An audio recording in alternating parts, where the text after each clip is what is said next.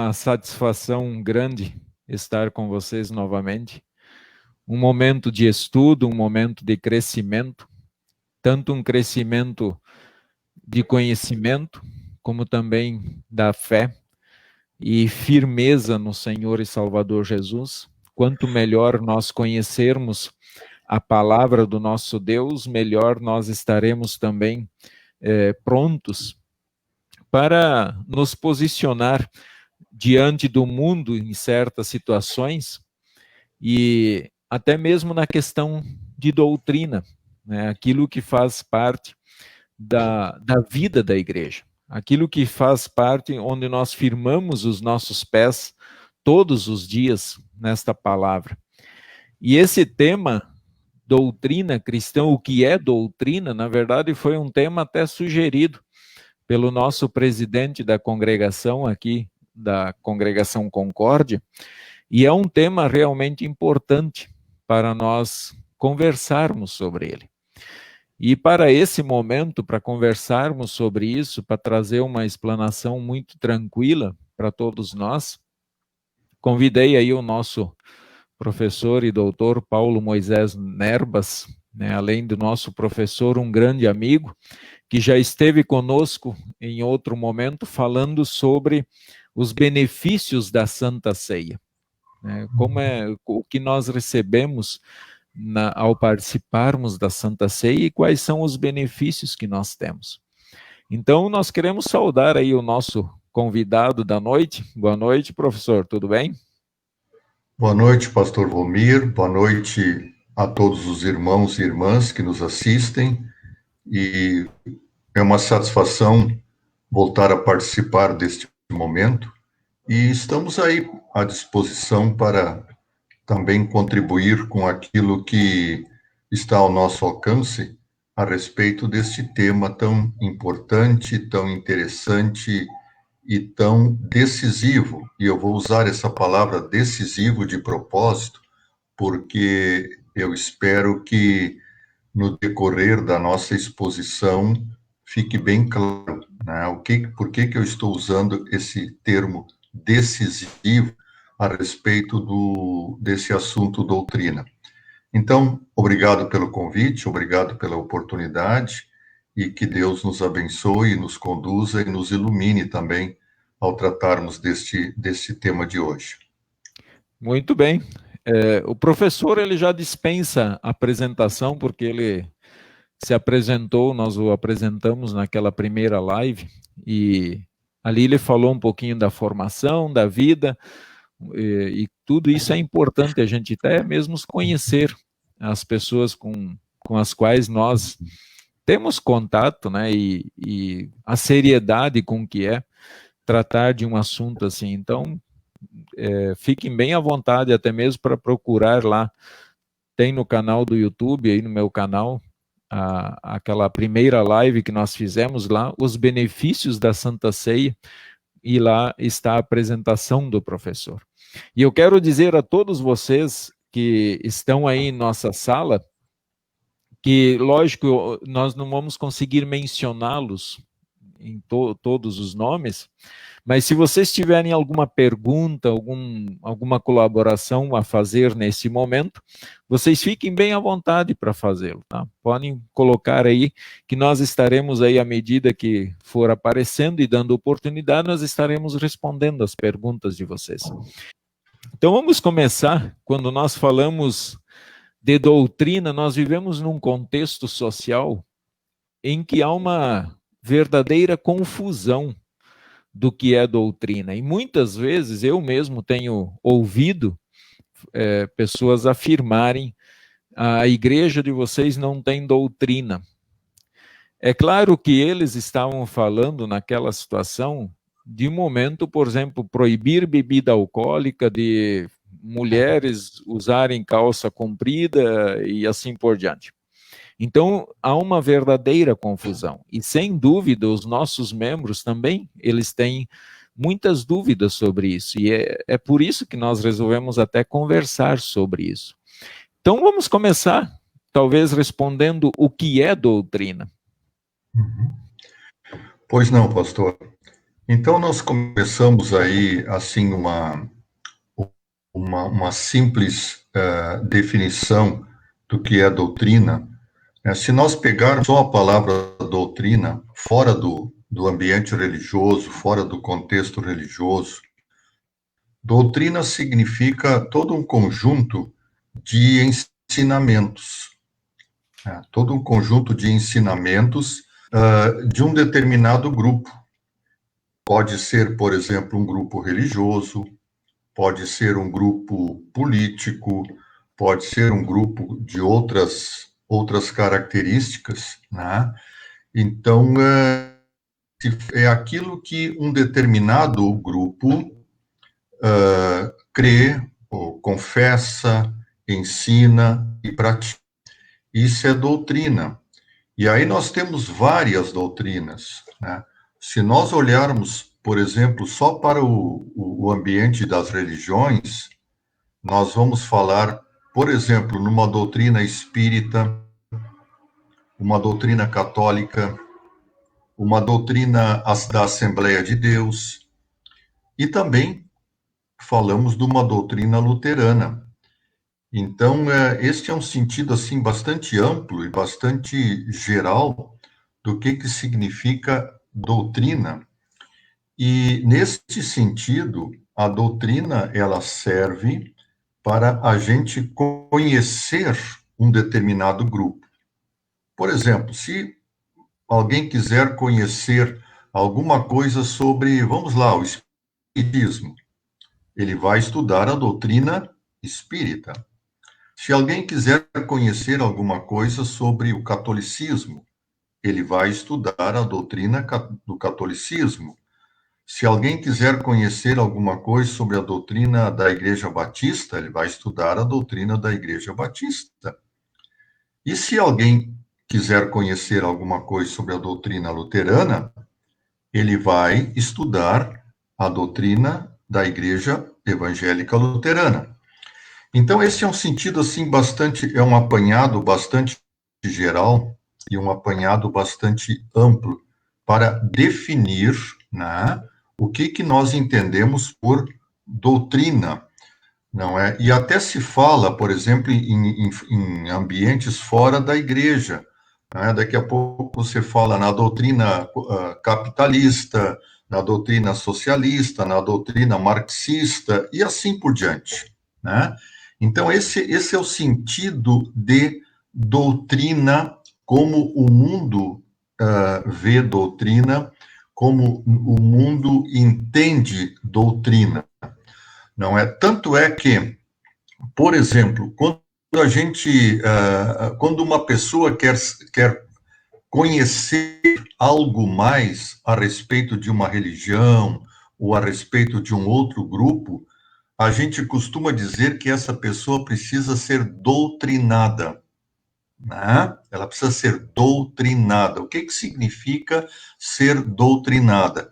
Ela precisa ser ensinada para aprender a doutrina daquele determinado grupo, né?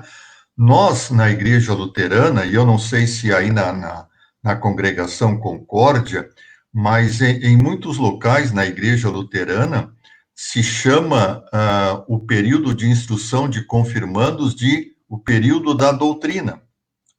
E eu conheço, por exemplo, locais onde é que a meninada conversa entre eles, ou os pais dos confirmandos conversam, o meu filho está na doutrina.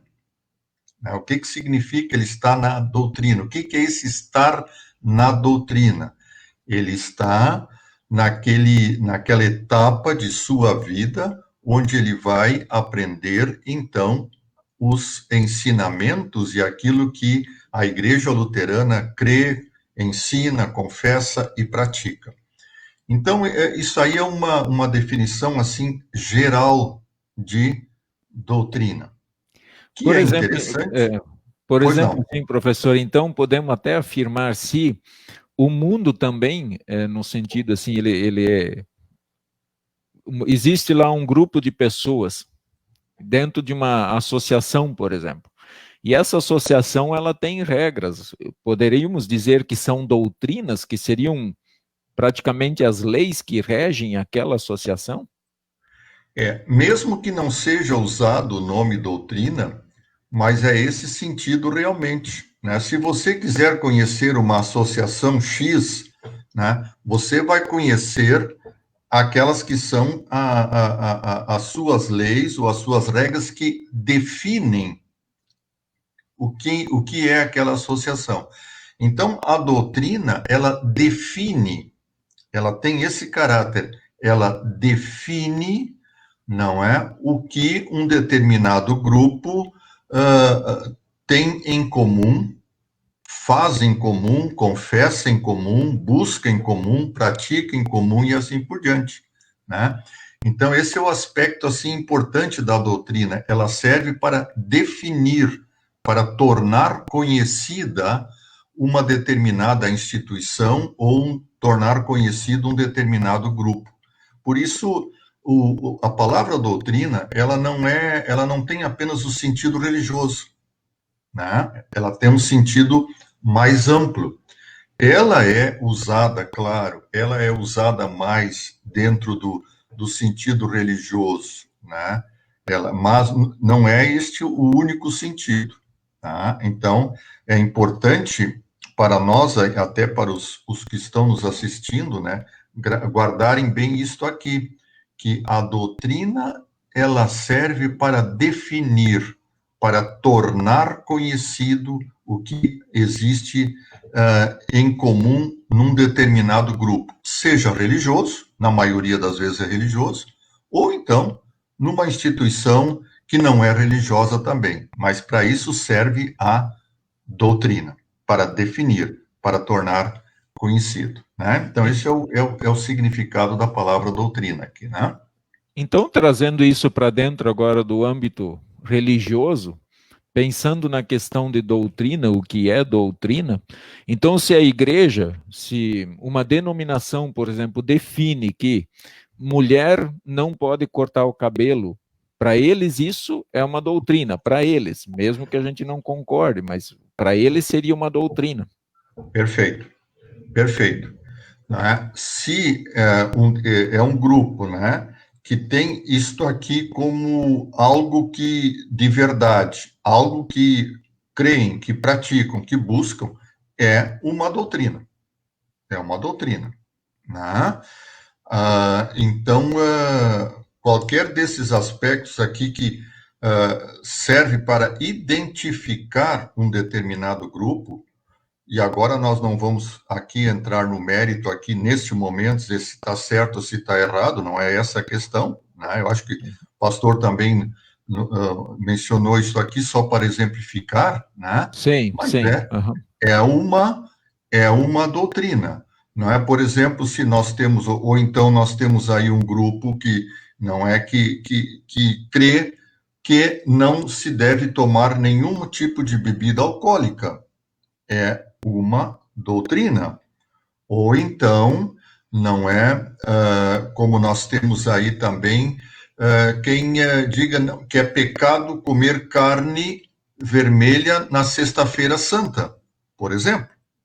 É uma doutrina, né? É uma doutrina, porque faz parte de um conjunto de coisas, né, que um determinado grupo aceita, crê, ensina e pratica.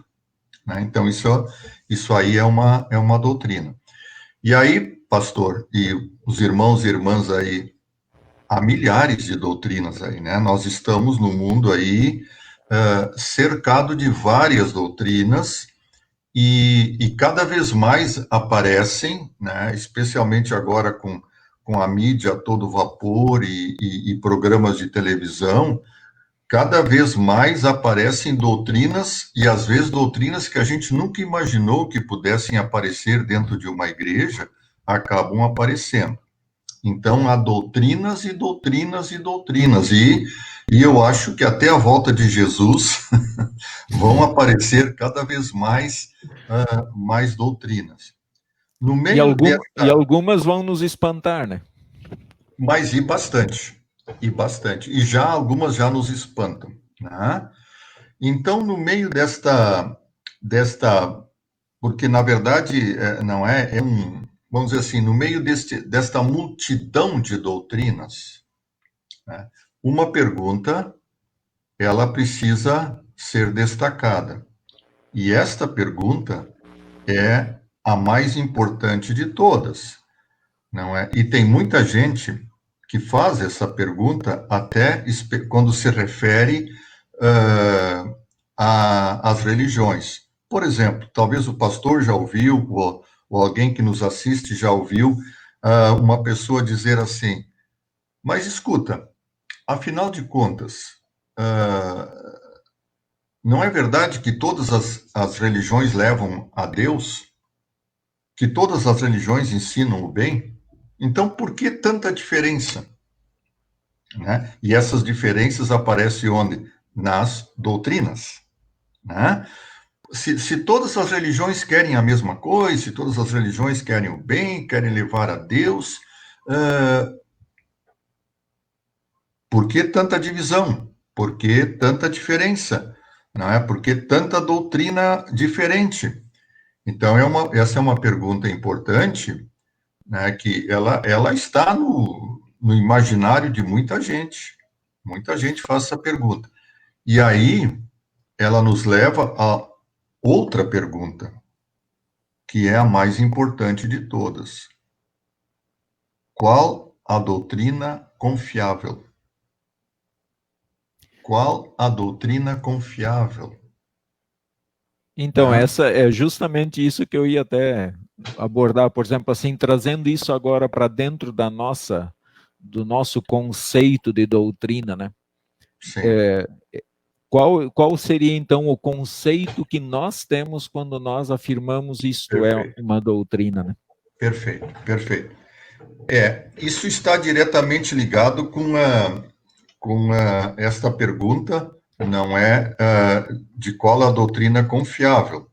Quer dizer, uma doutrina confiável é uma doutrina na qual você realmente pode confiar de que você não vai ser enganado. Ou, usando um linguajar bem popular, você não vai entrar numa fria. Né? Você não vai ser enganado, você não vai entrar numa fria.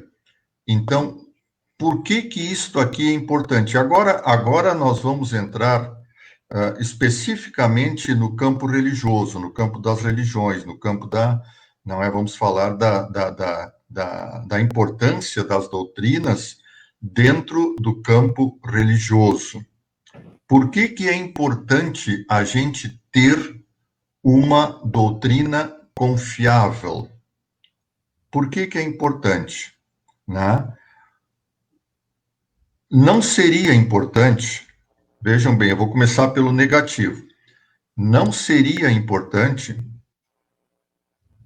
se fossem assim como muita gente quer dizer, Deus é um só e todos os caminhos levam a Deus. Então não seria importante. Qualquer doutrina serviria. Mas não é assim. Não é assim. Não é?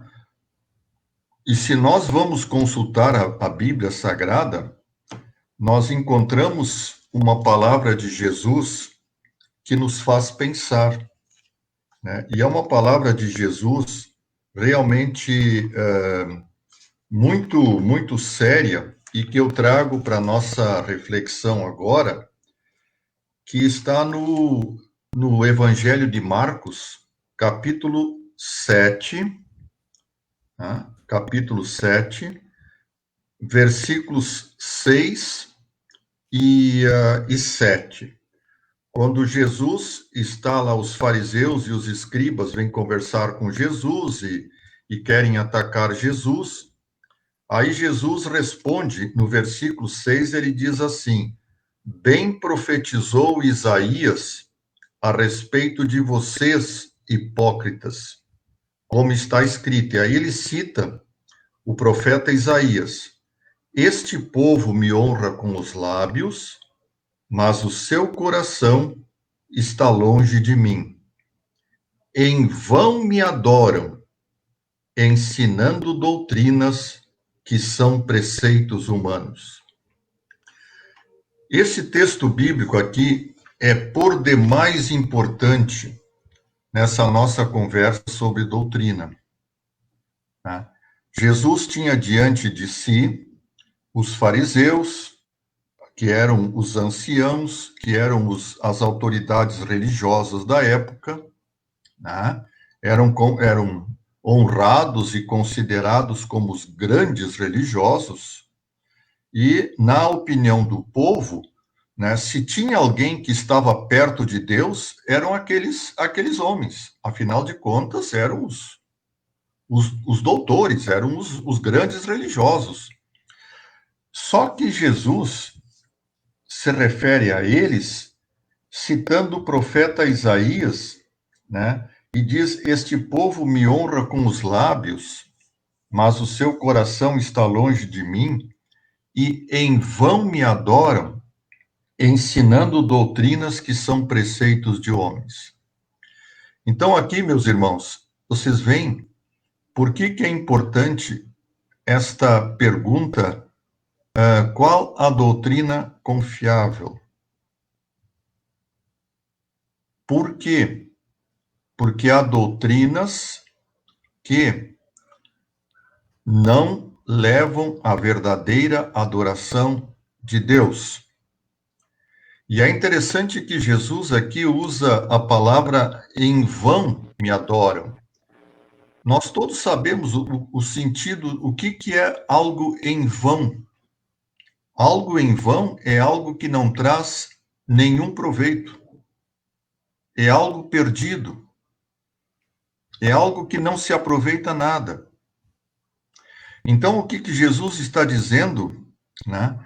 Que a adoração, já no tempo do profeta Isaías, e também ali no tempo de Jesus, com os fariseus, com os anciãos, com aquelas autoridades religiosas, a adoração a Deus era vã. Não trazia proveito nenhum. Não trazia benefício. Por quê? Por quê? E aí Jesus diz, citando o profeta Isaías, né? Em vão me adoram, ensinando doutrinas que são preceitos de homens. Professor, eu posso te interromper só um pouquinho? Pode. Até usar aqui, eu tenho o sumário da doutrina cristã, até faço uma propaganda aí para todos que estão participando. Esse é um excelente livro, se vocês quiserem adquirir, para terem uma base de todas as nossas doutrinas, o que de fato é doutrina no nosso conceito. E é interessante que o autor, ele coloca, eu vou ler aqui só um parágrafo que eu acho que é muito importante. Ele coloca assim: para ser verdadeira, uma doutrina não precisa concordar com as resoluções de concílios, com os escritos confessionais de uma igreja, com as deduções da razão humana ou achados da ciência, etc., mas deve concordar em todos os pontos com as claras sentenças da Escritura. Rejeitamos, por isso, como fontes e normas de doutrina cristã, todo tipo e forma de autoridade humana, tais como pais da igreja, concílios eclesiásticos, confissões eclesiásticas, razão humana, filosofia, ciência, opiniões particulares e a luz interior dos entusiastas, novas revelações, o santuário do coração do Papa. Eu acho interessante aqui que ele colocou justamente que uma doutrina, que o senhor está falando de uma doutrina confiável, ela não pode estar firmada sobre uma pessoa. Perfeito. Perfeito. Ela não pode, porque aí acontece o que Jesus aqui fala, citando o profeta Isaías, se torna um preceito humano. Quer dizer, é algo que nasce com o ser humano, seja ele quem for. Pode até ser o cara mais bem intencionado do mundo, Mas, se nasce dali do ser humano, se torna um preceito humano, e aí qual é o resultado disto? O resultado disto é uma adoração a Deus que é vã, que não aproveita para nada, que não traz benefício nenhum. E por isto, né, se a doutrina ela não for verdadeira, ela não será confiável. Ela será enganadora. E ela será, como diz aqui Jesus, ela será vã. Então, vejam só a importância de nós, né, e a gente vai falar mais ainda sobre isso aqui, nós termos uma doutrina confiável. E essa doutrina confiável, ela tem uma fonte, e uma só. E esta única fonte que ela tem é a revelação de Deus. É a revelação de Deus nas páginas da Sagrada Escritura. Então, ali está a fonte.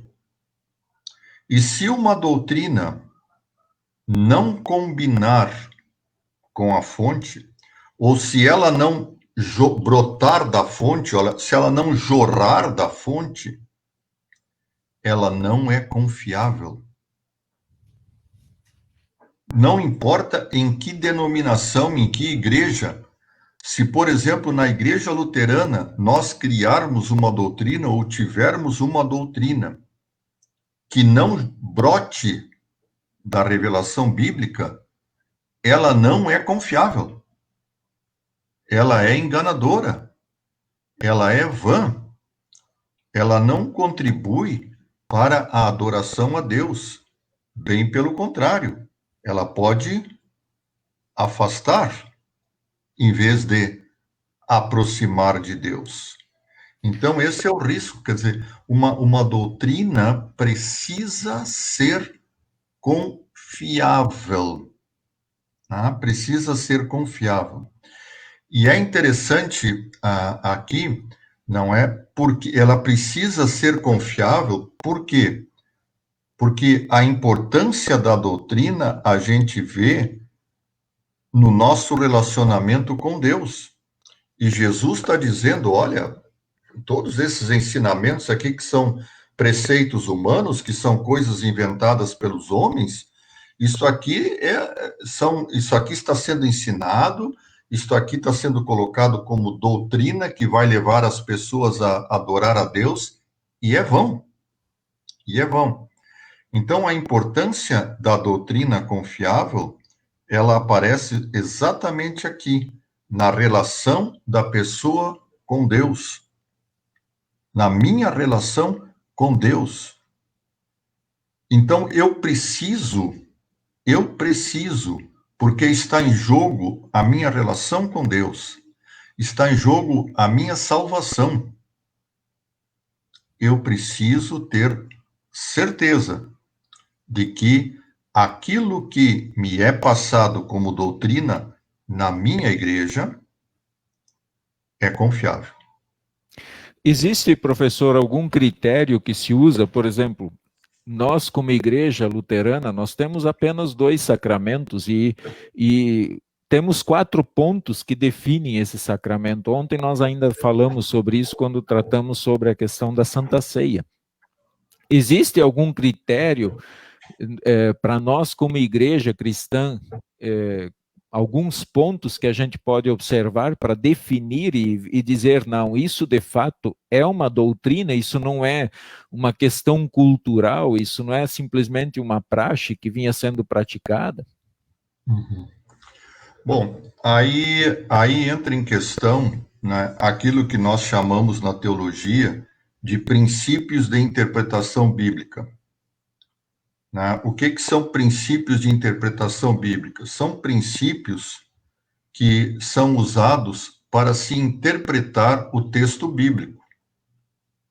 porque a palavra de Deus está aí, mas nós precisamos conhecer como interpretar a palavra de Deus, não é?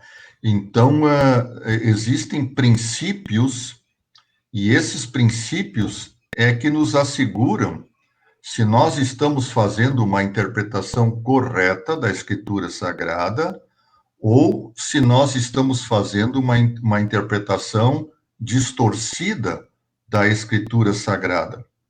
Bom, rapidamente alguns desses princípios, então, só para deixar claro, né, que nós precisamos saber. Nós temos, por exemplo, textos, nós dividimos os textos bíblicos entre textos descritivos ou narrativos, tá? E textos prescritivos, né? Textos descritivos ou narrativos são textos bíblicos que narram alguma coisa, não é que aconteceu num determinado momento e assim por diante. Textos prescritivos são aqueles textos onde Deus claramente prescreve alguma coisa, onde Deus diz, isto vocês devem fazer. Por exemplo, o senhor mencionou os sacramentos, né? Temos a ordem para batizar, é prescritivo. Temos a ordem para a Santa Ceia, é prescritivo. Temos a ordem para perdoar pecados, é prescritivo. Prescritivo. Tá? Agora, por exemplo, nós só para fazer uma comparação aqui, né? Um texto descritivo, que esse texto, às vezes, ele causa bastante confusão aí no ambiente religioso, né? Se nós formos olhar o Novo Testamento, especialmente olhar Atos dos Apóstolos, nós vamos ver que houve eventos onde as pessoas falaram em línguas diferentes, né? É o assim chamado por muitos o batismo do Espírito Santo, né? E que para os que têm como doutrina isto, o batismo do Espírito Santo, dizem que o batismo do Espírito Santo se manifesta pelo falar em línguas. Tá? Agora, em nenhum momento, nós temos na Escritura Sagrada um mandamento de que nós devemos falar em línguas. Nós não temos um mandamento. E também não temos um mandamento para buscar o dom de falar em línguas. O apóstolo Paulo, quando fala dos dons, ele até diz, olha, falar em línguas, se alguém falar, tudo bem, mas se não tiver quem interprete, não tem sentido nenhum para a igreja. Então, ali, nós temos, por exemplo, se alguém chegar para mim, né, e disser assim, olha, a igreja de vocês tem uma doutrina errada porque ela não ensina o batismo do Espírito Santo, não ensina que deve-se falar em línguas e assim por diante. Eu vou dizer, meu amigo, meu irmão, que está me dizendo isso aqui, então me mostre na Escritura Sagrada um texto onde Deus, ou o próprio Cristo, me diga que eu devo buscar isto aqui. Não, né? Eu tenho, a Escritura Sagrada me diz que o maior de todos os dons é o amor, né? É o amor. Então, vejam, este é um princípio, nós temos que identificar na Escritura o que é descrição, o que é narração, né? E até mesmo lembrando esse texto que o senhor citou de Atos, da descida do Espírito Santo, em nenhum momento ali naquele texto, e realmente eu não me lembro de nenhum outro, que há uma ordem para que a gente busque isso. Aquilo ali realmente é um texto que descreve o dia que o Espírito Santo desceu e que se tornou visível diante dos olhos dos homens. Né? Perfeito. Ali foi um ato de Deus, num determinado momento, por determinadas razões, mas nós não temos uma promessa de Deus de que isso vai se repetir. Se Deus quiser dar esse dom para alguém hoje, bom, é com Deus, até pode dar, mas ele não é uma doutrina nesse sentido. Agora, por exemplo, nós temos os 10 mandamentos. Os 10 mandamentos é doutrina, porque são prescritivos, né? Então, nós temos aí o que é prescritivo e o que é narrativo, o que é descritivo. Bom, algumas coisas narram o que era próprio da época e que depois não se tornou um mandamento, era próprio da época. Por exemplo, quando Paulo fala lá aos Coríntios que as mulheres devem usar o véu na cabeça e assim por diante, aquilo era próprio ali da época, porque era desonroso uma mulher andar sem véu. Uma mulher que andasse sem véu era um sinal de ser uma prostituta. Então, era desonroso, né? Então, naquele momento, só que hoje ninguém vai aí olhar para uma senhora que está sem véu e chamá-la de prostituta dentro da igreja, ou assim por diante, né? Então, nós temos ali uma descrição de algo que era, naquele momento, que era cultural, né? Nós temos que era cultural.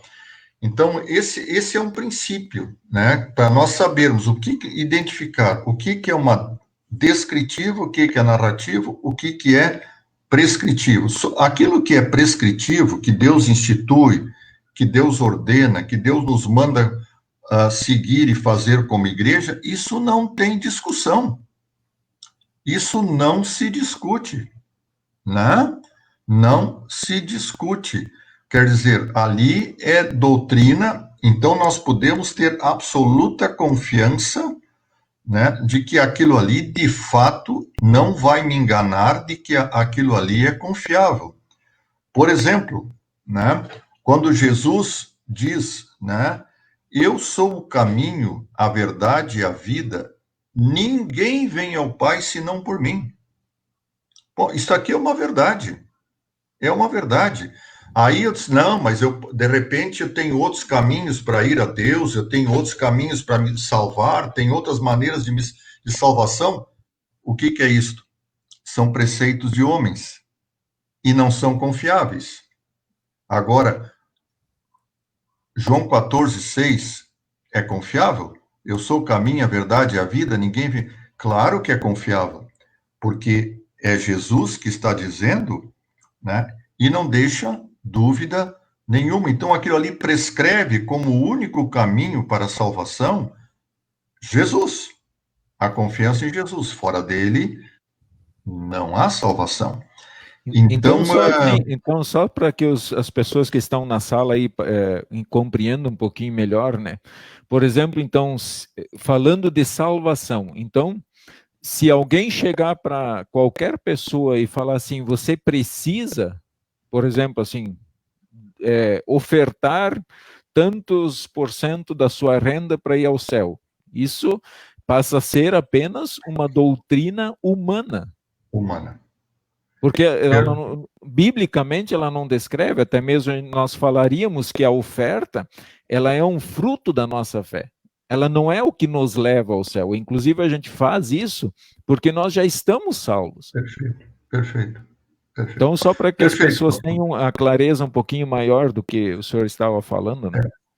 Perfeito. Não é? Sempre que alguém ouvir ou alguém disser, olha, você precisa fazer isto, você precisa fazer aquilo para ir ao céu, além de crer em Jesus, ou você pode dizer, olha, não, tudo bem, crer em Jesus é importante, mas também tem que fazer isso, tem que fazer aquilo. Não.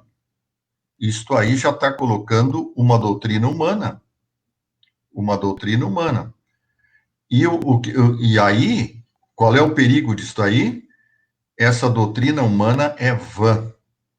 Ela não traz benefício. ela não traz. Por exemplo, se eu colocar a minha confiança na minha salvação, naquilo que eu oferto para a igreja, se eu colocar a minha confiança ali e não colocar em Jesus, eu posso ser o melhor ofertante da igreja, eu não vou ser salvo.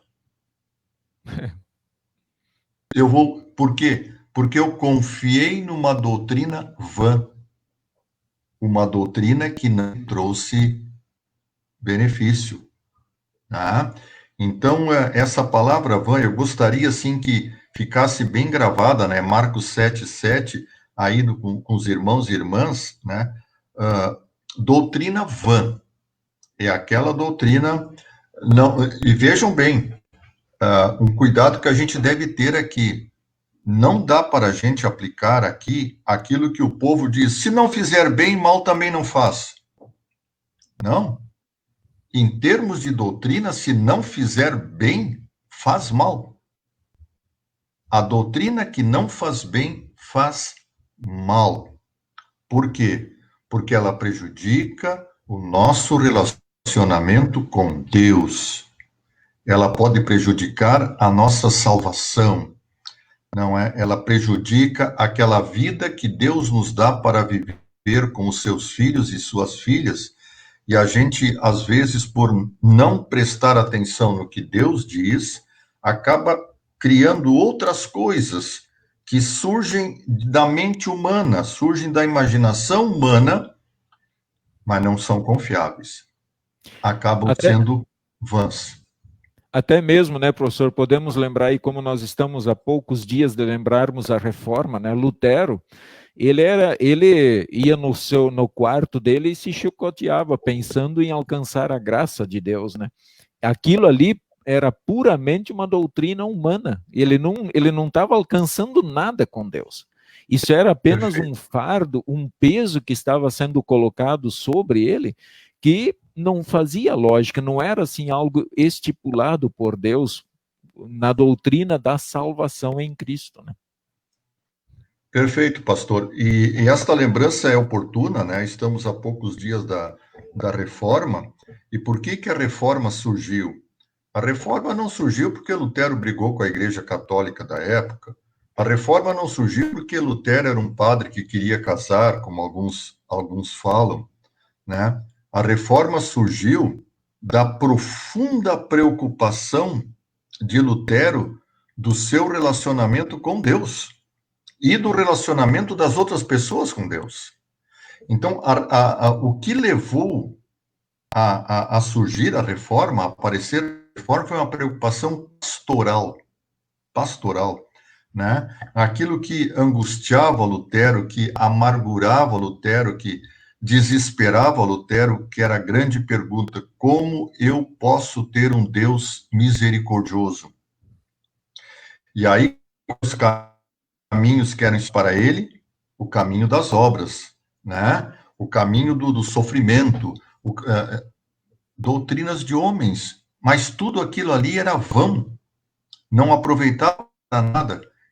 Tanto é que isso está muito claro na vida de Lutero. Quanto mais Lutero procurava fazer isto aqui, mais desesperado ele ficava. Mas, claro, uma pessoa que não é amparada por uma doutrina confiável que vem de Deus, uma pessoa que é amparada por uma doutrina que é vã, mais cedo ou mais tarde ela vai sofrer as consequências. E por isso que é tão importante, né, nós sabermos e conhecer doutrina. Não é coisa só para pastor, né? Conhecer doutrina é coisa para cristão.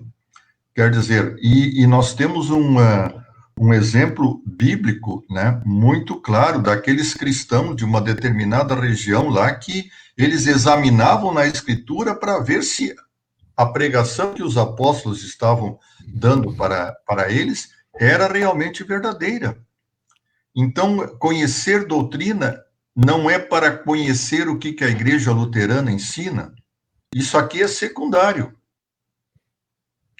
Conhecer doutrina, meus irmãos e irmãs que me assistem, é importante para vocês saberem se aquilo que a Igreja Luterana está ensinando para vocês é confiável.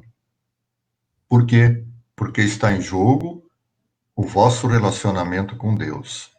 Está em jogo a vossa salvação. E é muito interessante isso que o senhor mencionou, eu até ia lembrar, né? Como é importante que os membros conheçam doutrina e saibam, de fato, estejam firmados na doutrina, porque, na verdade, elas são os fiscais, entre aspas, assim, do pastor, né? Se o pastor ensinar algo que vai contra a palavra de Deus, os membros têm a obrigação de advertir o seu pastor também nesse sentido. Né? Perfeito, perfeito.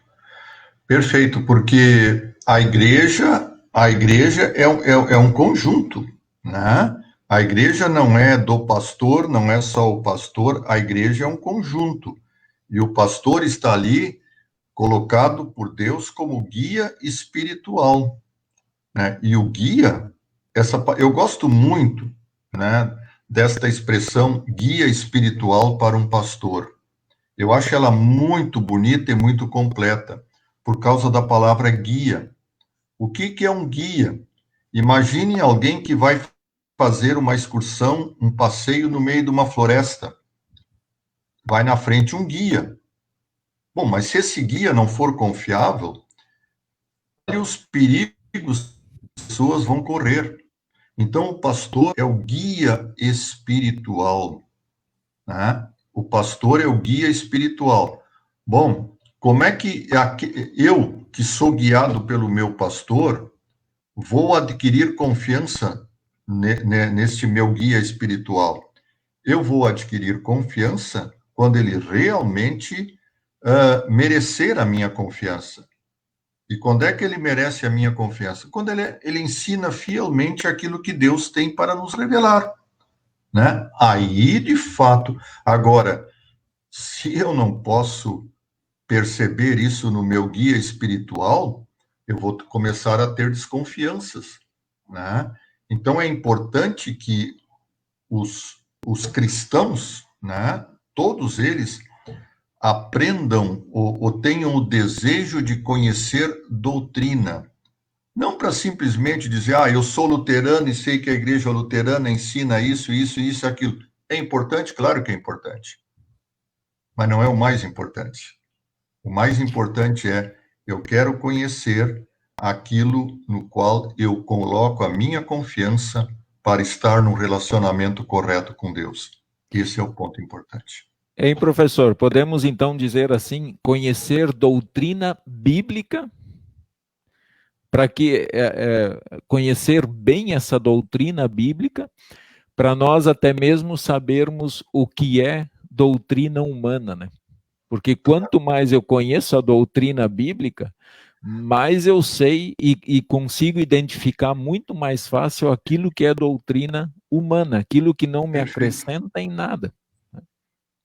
Perfeito, correto. Aliás, sobre isso aqui, pastor, eu tenho um outro texto bíblico aqui que eu gostaria de trazer aí para a nossa reflexão. Na primeira carta de Paulo a Timóteo, capítulo 1, versículo 10, não é o único versículo onde aparece esse termo, ele aparece em outros textos também, mas eu tenho aqui, quando Paulo aqui, ele fala sobre a lei e fala para Timóteo, né? Ele fala daqueles que não são praticantes da lei, daqueles que se deixam levar por uma vida contrária à lei.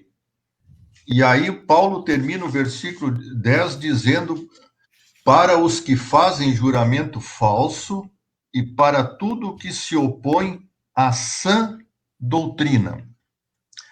Ele vai falar um pouquinho adiante, também na carta a Timóteo, depois a Tito. Paulo usa mais de uma vez essa expressão sã doutrina. O que é uma sã doutrina? Se nós olharmos no Novo Testamento grego, que é o original do Novo Testamento, o termo são aqui, ele significa saudável, né? Então, o que Paulo está falando numa doutrina saudável. Olha, nós sabemos o que é uma coisa saudável. Uma coisa saudável é aquilo que nos faz bem. Então, a sã doutrina aqui é a doutrina saudável. É a doutrina que nos faz bem no nosso relacionamento com Deus. E aí o pastor Volmir falou antes, né, que conhecer a doutrina nos ajuda também a reconhecer o que é ensinamento humano, o que são doutrinas humanas, né? Evidentemente, esse é um dos benefícios da sã doutrina. Ela é saudável, porque ela faz bem para o nosso relacionamento com Deus, mas ela é saudável também, porque ela nos faz ver aquilo que não é saudável, aquilo que é prejudicial, ou, conforme Jesus usou, aquilo que é vão, né? Aquilo que é vão. Então, essa doutrina saudável é a doutrina que realmente brota na Escritura Sagrada, e por isto, né, no momento que o pastor mencionou o sumário da doutrina cristã ali do Keller, que é excelente, né? Ali estão as nossas doutrinas. Então, quem quiser ler esse livrinho aqui, e vale a pena, ele pode fazer sempre a comparação, né? Bom, mas isso aqui é uma doutrina. Isso aqui tem base bíblica? Isso aqui vem da fonte certa, que é a palavra de Deus? Ah, vem. Bom, então, se vem da fonte certa, realmente ela é uma doutrina saudável, uma doutrina que não, que não me prejudica. É uma doutrina que apenas me faz bem. Agora, todas essas doutrinas que são invenções humanas, né, o risco delas é que elas me desviam, elas me afastam, né, e acaba acontecendo o que Jesus ali lembrou: em vão me adoram, quer dizer, acabam levando as pessoas infelizmente, enganar, às vezes, a querer praticar uma adoração a Deus que é falsa e que é vã e que não traz benefício nenhum. E é fundamental, por isso, que a gente esteja bem firmado. Eu lembro que um pastor, ele até me disse assim, ele fez uma pergunta, né, como tirar um osso de um cachorro, né? E eu falei, olha, sei lá, porque geralmente quando você vai para o lado do cachorro, ele está roendo um osso, é um perigo, né? Ele falou, oferece carne para ele, né? Oferece carne que ele larga o osso. Então, quanto mais nós conhecermos as doutrinas bíblicas, aquilo que de fato é uma ordenação de Deus, uma ordem de Deus, mais nós podemos oferecer carne para as pessoas. Claro. Nós não temos mais osso só para oferecer, mas nós temos carne a oferecer para elas, e é a oportunidade que o Espírito Santo tem de trabalhar na vida de cada um. Né? Porque ensinar corretamente a palavra de Deus é fundamental.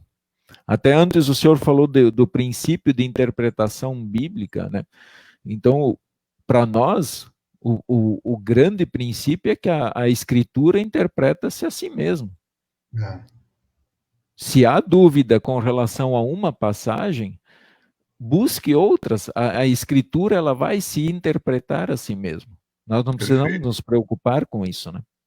E outro princípio importantíssimo, e isso é próprio do luteranismo, e é fundamental para uma correta interpretação da Escritura, é a distinção entre lei e evangelho. Né? O que é lei e o que é evangelho no texto. E fundamental esta interpretação. E outra coisa, dentro da própria lei, né? O que era a lei cerimonial, que já não é mais observada, o que era a lei civil do povo de Israel, que também não é mais observada. Então, no Antigo Testamento havia 3 leis. Havia a lei civil, que era a lei que regulava a vida civil do povo de Israel, que está registrada na Escritura. Havia lei cerimonial, que eram aquelas cerimônias instituídas por Deus e que a maioria delas apontava para o que viria no futuro, que era a vinda de Cristo, e a lei moral que são os 10 mandamentos. Por exemplo, dessas 3 leis, só ficou uma, só ficou a lei moral, só os 10 mandamentos. Um exemplo disso aí é a guarda do sábado, né? Fazia parte da lei cerimonial ali, não é a guarda do sábado. Bom, mas no Novo Testamento, o próprio Jesus aboliu essa guarda do sábado. O apóstolo Paulo diz: ninguém vos julgue por causa de comida, bebida, dia de festa, ou sábado, coisa assim. Então nós temos que cuidar para não, e às vezes a gente percebe em algumas doutrinas uma mistura, uma confusão, onde as pessoas não sabem, por exemplo, distinguir o que realmente ficou da lei. Da lei ficou a lei moral, que são os 10 mandamentos. A outra é específica do povo de Israel, né? Que depois, com a própria vinda de Cristo e tudo, ela foi sendo abolida. Bom, e o Evangelho, né? Onde é que nós temos lei? Onde é que nós temos Evangelho? Isso faz parte também do princípio básico de interpretação das Escrituras Sagradas, né? Se eu digo, olha, você crê que Jesus é o seu Salvador, muito bem, mas além disto, você também fazer aquilo. Eu estou misturando lei e evangelho. Eu estou criando uma doutrina que não é uma doutrina saudável, porque é o risco. Daqui a pouco a pessoa vai confiar pouco em Jesus e vai confiar muito mais naquilo que ela faz. Isso é vão. E uma outra coisa, assim, o pastor Volmir mencionou aí, não é, que a ação do Espírito Santo, esse é um aspecto importantíssimo, né? O que nós fazemos? Nós ensinamos. E o nosso dever como pastores, como igreja cristã, é ensinar a doutrina sã, a doutrina saudável, a doutrina confiável. Agora, nós não temos a capacidade de abrir o coraçãozinho de uma pessoa e colocar isso lá dentro. Isto é obra do Espírito Santo. E por isto, meus irmãos e irmãs, né, se nós cremos nessa doutrina saudável, é o motivo de dar muitas graças a Deus, porque o Espírito Santo tem agido através do ensino que nós recebemos para a gente crer nessas doutrinas. Professor, eu acho que daqui a pouco, de repente, se a minha imagem travar ali, é porque o Face cortou aí a transmissão, tá? Então, se de repente a minha imagem ficar congelada aí, provavelmente é porque eles cortaram, já deve estar dando o nosso tempo de 1 hora. Então, até se tiver vamos aguardar só um momentinho para ver se não travar, a gente segue normalmente para poder seguir até sem quebrar e os irmãos não precisar entrar em outra sala. Mas se travar, nós já vamos conectar de novo, então vocês podem ficar bem tranquilos quanto a isso, tá? Aí o senhor nos dá um outro link e nós... É isso? Isso.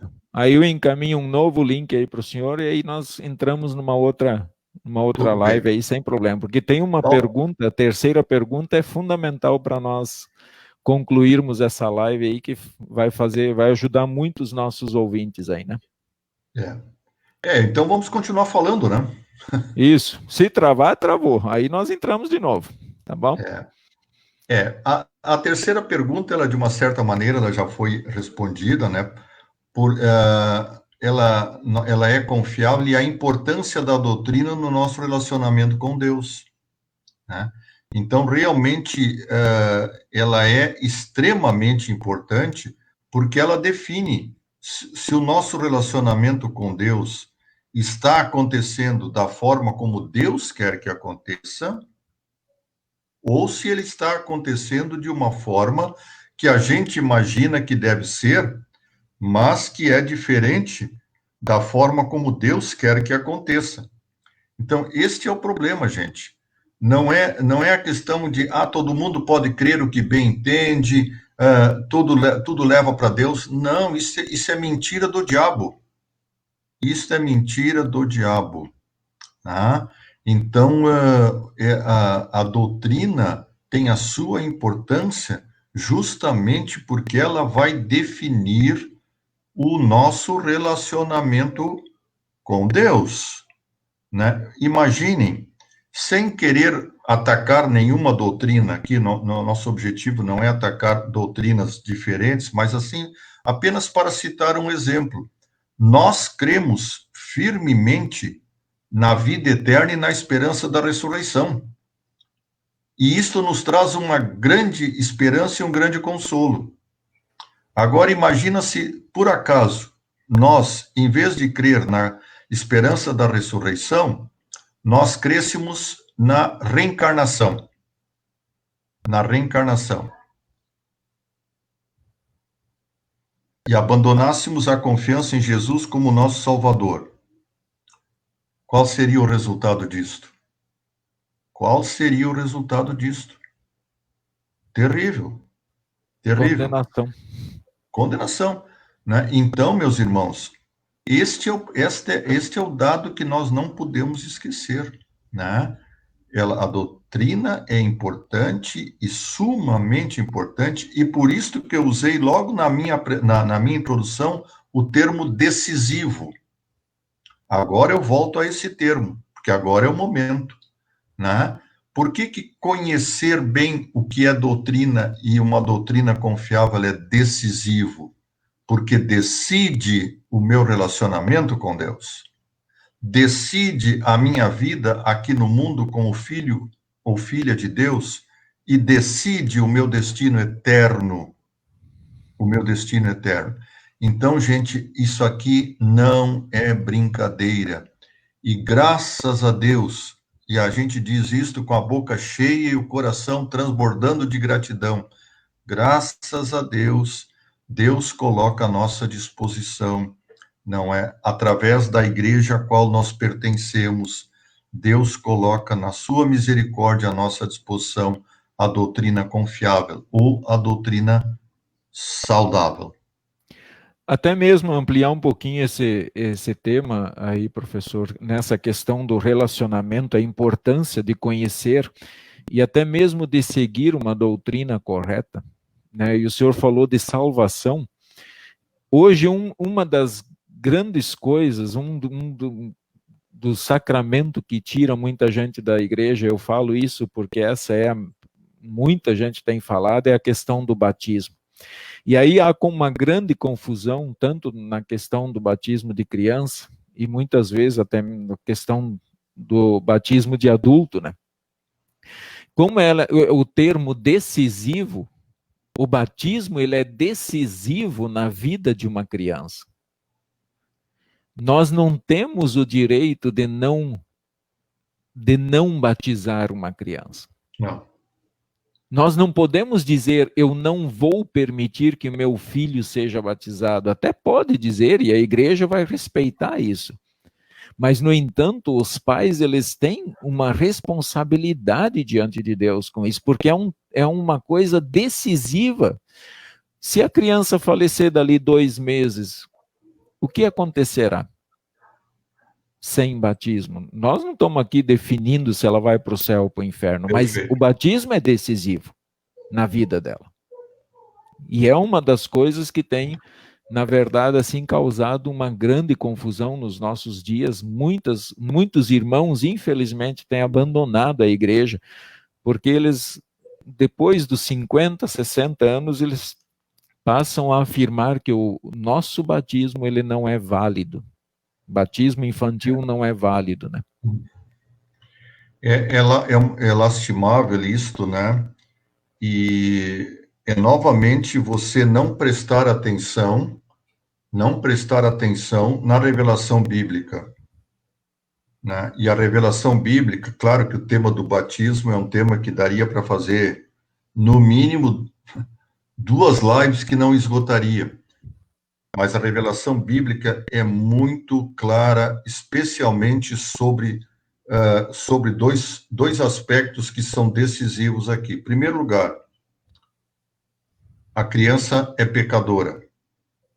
Ela nasce pecadora. Ela é gerada em pecado.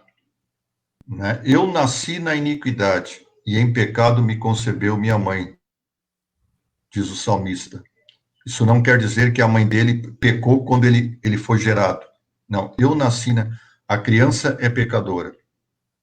Segunda verdade, muito clara, e Paulo, especialmente em Romanos 6, quem quiser ler coisas interessantes sobre o batismo, leia capítulo 6 de Romanos. Paulo ali diz, o batismo salva. Em outras oportunidades, o batismo salva. Bom, mas uma coisa que salva se destina a quem? Se destina a quem é pecador. Bom, se criança é pecadora, e se o batismo salva, né? Eu, como pai, que amo meu filho, eu quero que esta salvação chegue ao meu filho quanto antes na vida dele. Se ele morrer sem batismo, como o senhor falou, nós não somos juízes. Não somos juízes para dizer. Agora, ele morrendo com batizado, eu tenho absoluta certeza. Ele morreu com a salvação que Deus lhe dá através do batismo. E por que o batismo salva? Porque o batismo é obra de Deus. Igrejas que negam o batismo infantil veem o batismo como uma obra humana, como um mandamento, como um cumprimento, como uma obra humana. Mas o batismo ele não é obra humana. O batismo é obra de Deus, presente na palavra, junto da água. E por isto que ele salva. E se eu quiser fazer do batismo uma obra humana, eu estou colocando aí obras até na minha salvação. É confiável? Não. Até mesmo eu mencionei isso porque o senhor abordou a questão de doutrina, é um relacionamento com Deus, né? E Deus, ele quer ter um bom relacionamento com uma criança também. Então eu achei fundamental abordar isso até para mostrar para todos que estão aí participando da nossa live que o nosso relacionamento com Deus, ele precisa estar bem. E quando nós olhamos para os 3 primeiros mandamentos, ele está tratando do relacionamento de cada ser humano com Deus. Perfeito. Né? E isso vai se refletir depois nos outros mandamentos, na vida com o nosso próximo. Então, Perfeito. é fundamental, nós estamos tratando de 2 relacionamentos, um relacionamento com Deus e um relacionamento com os nossos irmãos, pessoas com as quais a gente convive, né? Perfeito. Por isso nós temos o sentido vertical, né? E o sentido horizontal. E em primeiro lugar, o relacionamento vertical. Agora, esse relacionamento vertical correto, ele se espalha correto também na horizontalidade. E se o vertical está errado, ele vai estar errado no horizontal também. Por isso que é tão importante, né? Verdade. Muito bem, professor. Teria, sim, alguma coisa que o senhor julga que é importante e fundamental nesse momento ainda deixar claro sobre essa questão doutrinária, ou o senhor julga que já esgotamos bastante o assunto? Não, eu creio, pastor, que nós já, pelo menos o que eu tinha assim pensado em repartir aí com os irmãos, né?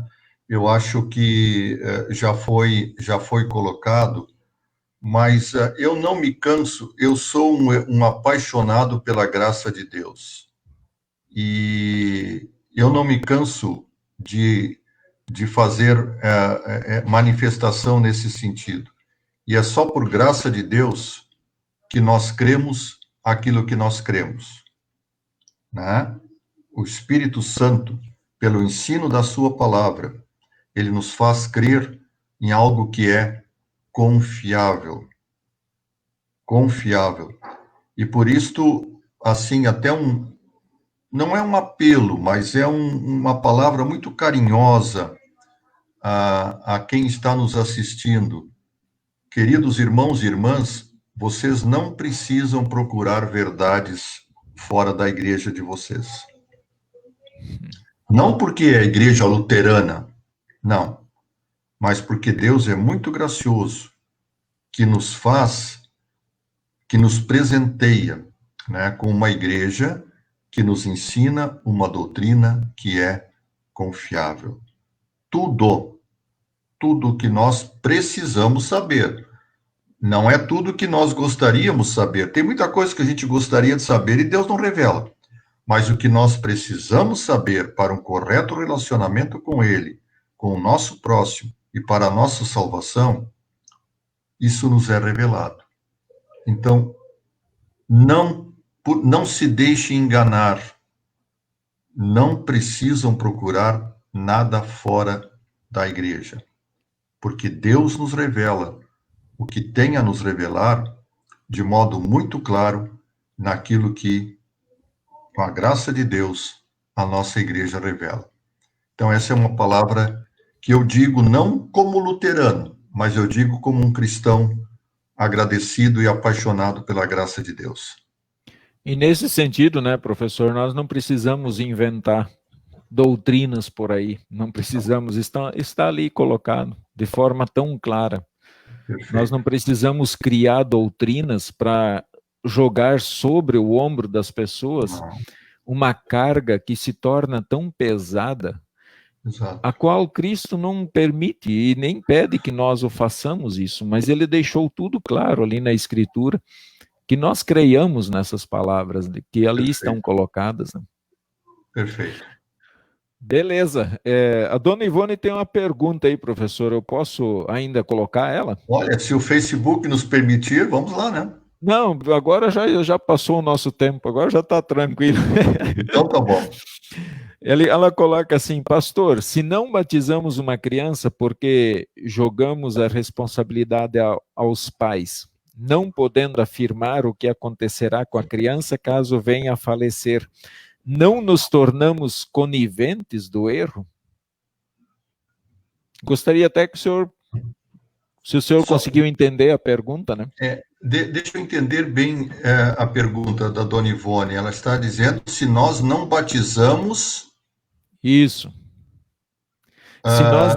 Mas não batizamos por quê? Daí ela coloca, porque jogamos as responsabilidades aos pais. Sim. Não estaremos sendo coniventes, porque tem um outro detalhe que é importante quando se fala da doutrina do batismo. Um dos resultados do batismo, o batismo ele não traz benefícios só para aquele momento. Um dos resultados do batismo é, conforme nós chamamos, ele incorpora em Cristo. Quer dizer, seja uma criança ou seja um adulto, mas vamos pegar o caso de uma criança, né, que é batizada, ela passa a ser, ela passa a fazer parte do corpo de Cristo, ela passa a fazer parte da igreja.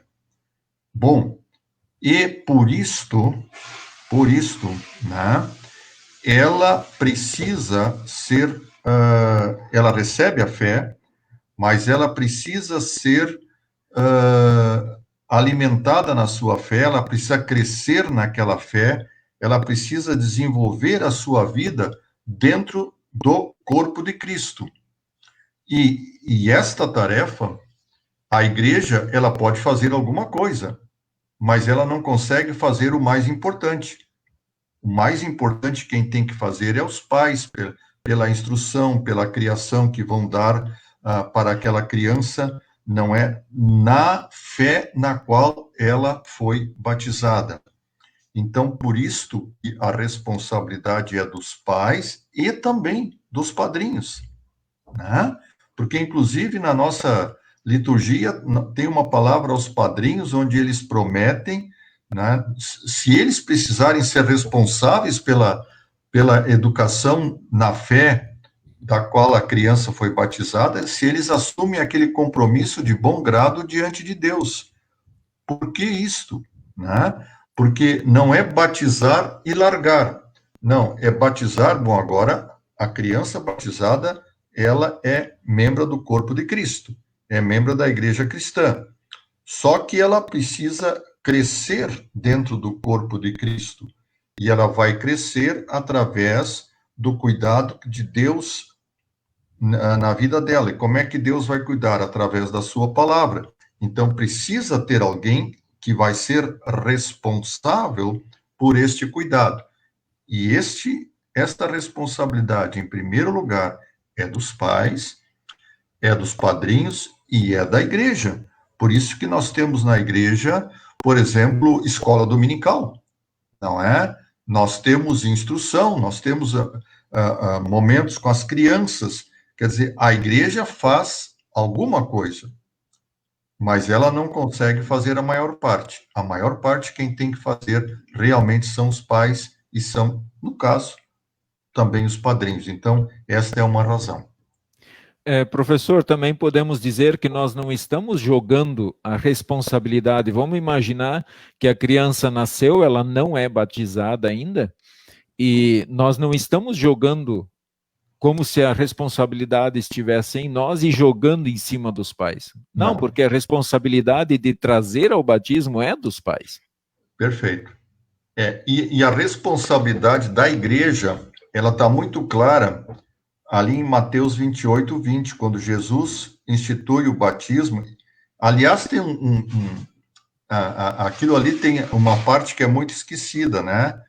Vão por todo mundo, né? Batizem a todas as nações, né? Fazei discípulos de todas as nações. E aí tem muita gente que para aqui. Não, continua. Ensinando-os a guardar todas as coisas que vos tenho ordenado.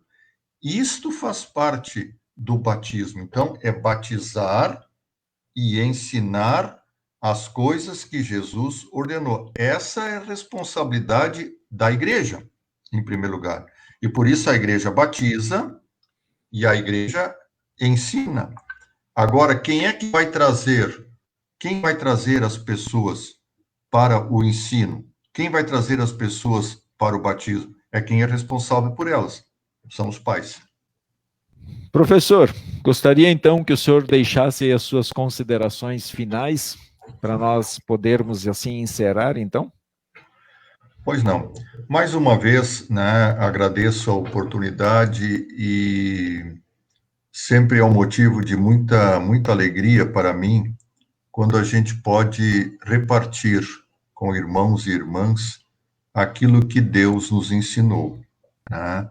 E que Deus nos deu também a graça de poder viver e ensinar durante todo o tempo de ministério. Não é novidade para ninguém, eu estou oficialmente encerrando a minha atividade como professor no final do ano, mas isso não quer dizer que, falando uma linguagem de futebol, que eu vou pendurar definitivamente as chuteiras. Ainda posso, de vez em quando, calçar as chuteiras para um joguinho bem amistoso. Então, também vou continuar à disposição aí, quando for solicitado a participar e repartir alguma coisa que a gente possa repartir, não é? Estarei sempre à disposição, com muita alegria, enquanto Deus me der forças e capacidade para tanto. Mais uma vez, muito obrigado. Bom, eu quero te já adiantar assim que uma das minhas vontades e o incentivo que a gente está tendo é para continuar com essas lives aí o próximo ano, né? Então, de repente, numa dessas, o senhor recebe mais uma mensagem aí no WhatsApp aí, te desafiando aí para algum momento, né? Por que não? É isso aí. Irmãos, eu quero... Antes de terminar, então, pastor, aí um abraço muito carinhoso para a sua querida família aí também, né? Que a gente considera também da nossa família aí, além do um abração para você aí, mas para a sua querida família aí, também para todos os irmãos e irmãs aí da congregação Concórdia aí, tá? Muito bem. Professor, o tempo aqui está bastante pesado ali fora, eu estou até preocupado que de repente dá uma queda de energia ou coisa assim. Ok. Irmãos, quero aqui agradecer de todo o coração a participação de vocês, tá? Muito obrigado, foi show de bola. Quero aqui, se eu pudesse te dar um abraço aqui por esse computador, eu ia te dar. Mas eu recebo online aí, viu? Não tem Ah, problema. sim, então tá. Depois eu dou um abraço online aí no nosso professor. Muito obrigado, professor, de todo o coração pelo teu tempo, por essa conversa que foi maravilhosa, foi muito bacana. Tenho certeza aí que todos que participaram aqui e todos que vão participar depois podem até inclusive entrar no meu canal do YouTube. Eu tenho postado todas as lives, está lá um conteúdo maravilhoso para nós podermos assim, de fato, usufruir dele em qualquer momento. Então, curtem esse momento bastante, aprendam, revejam depois, porque com certeza nós ficaremos ainda mais firmados na palavra do Senhor. Tá bom? Um grande abraço a todos vocês. Obrigado. Ó, um beijo no coração. Fiquem com Jesus, que Deus nos fortaleça ainda mais cada dia nessa doutrina verdadeira para a vida eterna. Amém. Amém. Tchau, tchau.